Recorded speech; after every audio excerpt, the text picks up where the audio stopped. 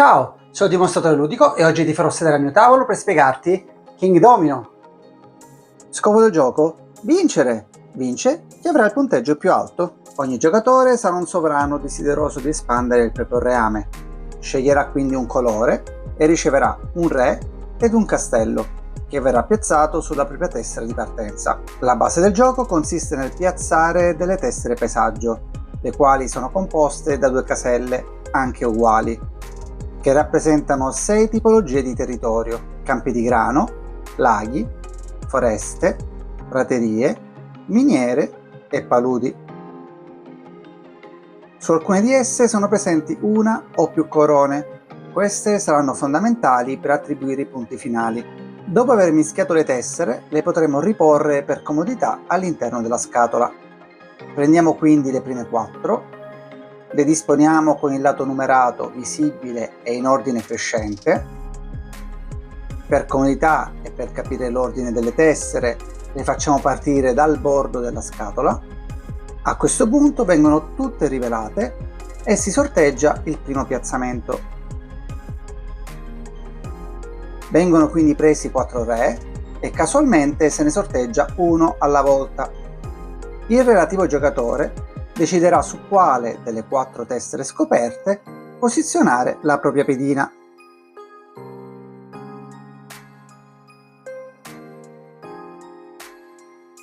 Una volta che tutti e 4 i re sono stati piazzati, si selezionano ulteriori 4 tessere, le quali verranno disposte sempre in ordine crescente e poi scoperte. Dopodiché potremo cominciare il gioco. L'ordine del turno è dato dalla disposizione del re, a partire da quello più vicino alla scatola e quindi sulla tessera col valore minore. Al proprio turno il giocatore dovrà piazzare la tessera paesaggio sulla quale è posizionato il re. Bisogna rispettare però alcune regole. Intanto la tessera deve essere piazzata ed almeno uno dei 2 paesaggi deve coincidere con la tessera a cui la colleghiamo. Ad esempio, in questo caso combacia il campo di grano.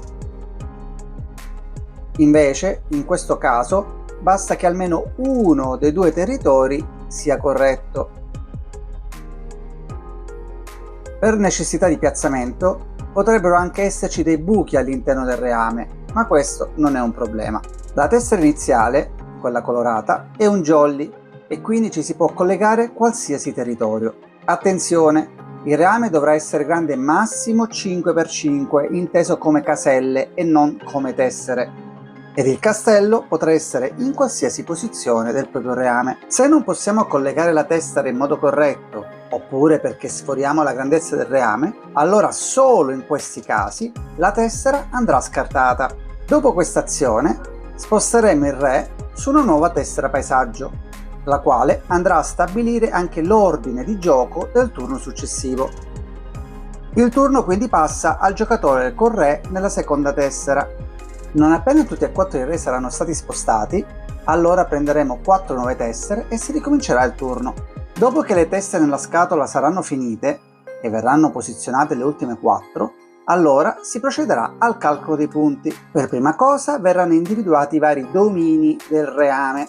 I domini sono costituiti da gruppi di caselle dello stesso paesaggio collegate tra di loro. Attenzione, potranno anche esserci più domini della stessa tipologia, ma ognuno andrà conteggiato per sé. I punti verranno attribuiti in base alle corone presenti all'interno delle caselle del dominio e saranno pari a numero caselle per il numero delle corone. Quindi se in un dominio ho 3 caselle e una sola corona, allora conteggerò 3 punti. Attenzione, i domini senza corone non daranno punti. Sono presenti poi 2 varianti per dei punteggi bonus.